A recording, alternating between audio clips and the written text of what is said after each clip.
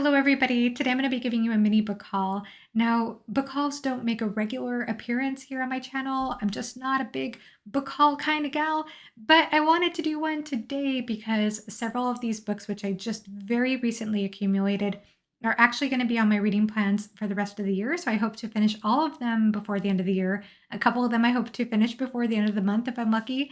And I also thought that maybe by talking about these books, I could get even more excited about reading them. And if you've read them, then maybe if you share some comments down below, I can get even more excited with reading your comments. So the first of these is actually not a fantasy book, it's a sci-fi book, and it is The Dispossessed by Ursula K. Le Guin.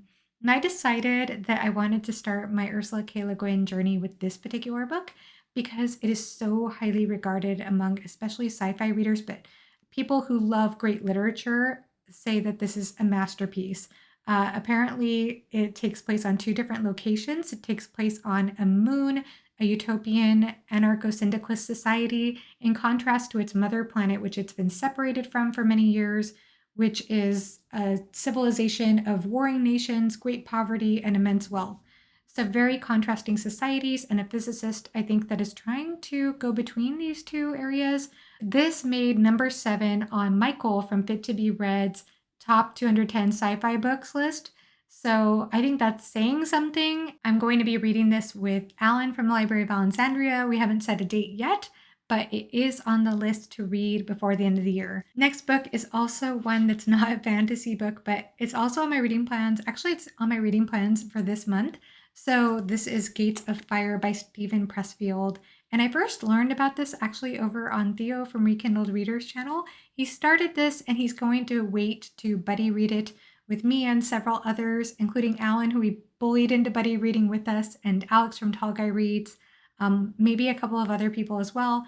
But this is a historical fiction book which is about the epic Battle of Thermopylae. And I don't know much about this, honestly. My Greek and Roman history is very limited, but Thermopylae is a rocky mountain pass in Greece, and this is about how the Spartans, which was an army of 300, tried to hold back an army of millions of Persians. And so I think it's going to be a lot of bloodshed, and I don't know, again, a lot going in, but fortunately I have friends who know much more about this particular battle and this time in history to help me out along the way, and I understand it's going to be an excellent read.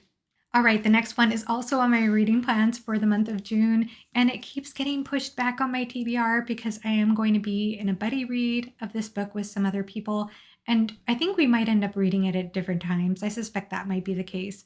But that is The Lions of Albasan by Guy Gavriel Kay. So this comes recommended from Jake Bishop, who recommends starting your Guy Gavriel Kay journey with this particular book.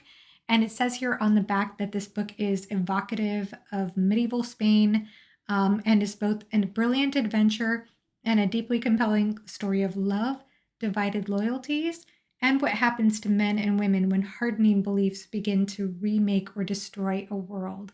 So I think this sounds fabulous. And actually, more of the description on the back makes me think that there is going to be some incredible character work in this particular book.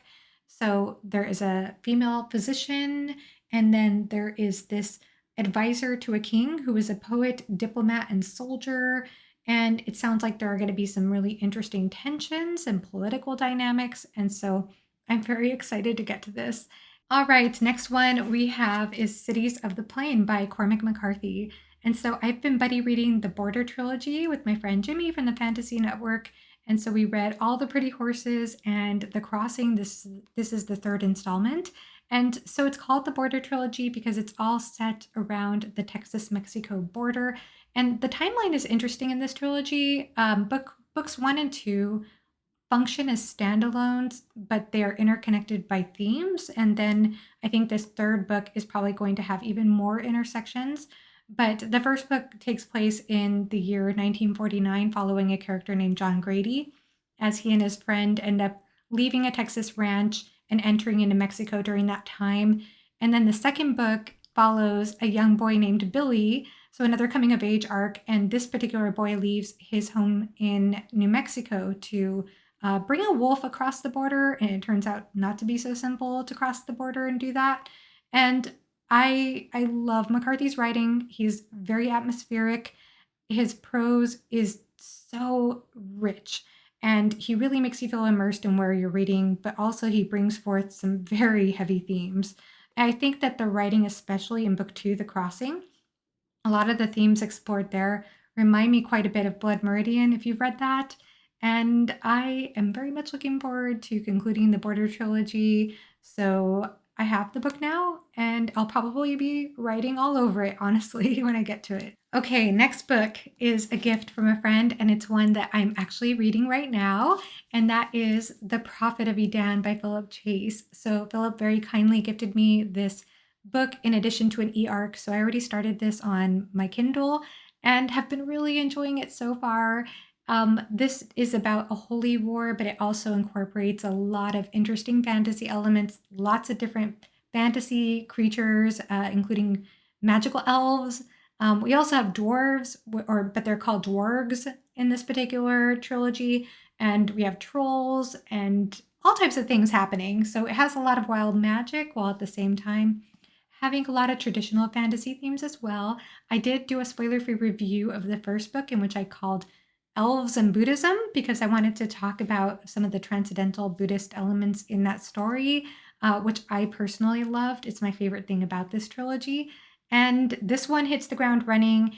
You could see on the back that there's a dragon, and so that definitely gets explored in book 2. I don't think it's a spoiler to say since it's on the back cover. But again, I'm enjoying this so far, and I'm just so happy for Philip to be bringing this into the world, bringing this wonderful trilogy into the world. Okay, and lastly, I have a book that I found at a used bookstore last month when I was visiting Texas to see family, and it's this Tad Williams standalone called Caliban's Hour, and I'm chuckling because of the cover. I'll put it up to the screen. So this particular book just caught my eye. It was only $3, and it's fun because I really like the print, by the way. The print is actually a really good font size. It's only 200 pages, and it has illustrations in it, and I didn't even realize it had illustrations until after I bought it. It looked fun. I don't know. I was intrigued, and I haven't read anything by Tad Williams, and I do want to read Memory, Sorrow, and Thorn. So I decided, why not start off with the standalone? I love doing that, by the way, when I'm trying to get introduced to an author.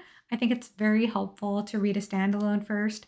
So I want to see what Tad Williams' writing is like. And by the way, Tad Williams, he was a good looking guy. I mean, I'm not saying he's bad looking now, but look at this photo. My goodness. So this was taken in 94.